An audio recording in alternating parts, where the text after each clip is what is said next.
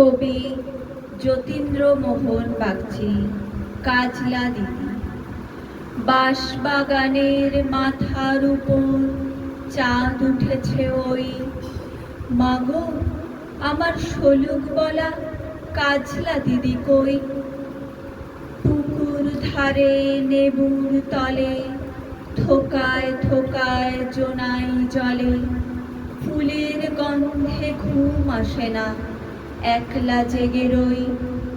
মাগো আমার কোলের কাছে কাজলা দিদি কই।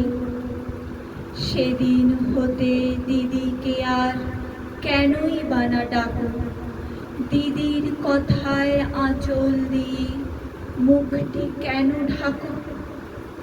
খাবার খেতে আসি যখন দিদি বলে ডাকি তখন, ও ঘর থেকে কেন মা আর দিদি আসে না কো।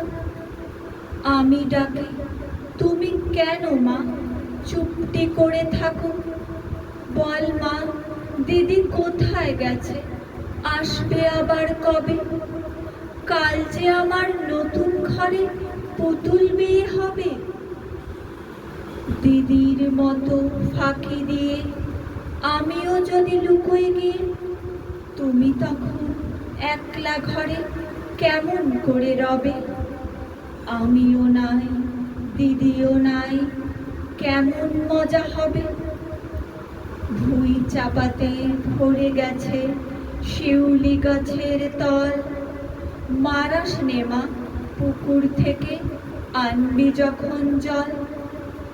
ডালিম গাছের ডালের ফাঁকে বুলবুলিটি লুকিয়ে থাকে, দিস না তারে উড়িয়ে মাগো ছিঁড়তে গিয়ে ফল। দিদি এসে শুনবে যখন বলবে কি মা বল। বাঁশবাগানের মাথার উপর চাঁদ উঠেছে ওই, এমন সময় মাগো আমার কাজলা দিদি কই।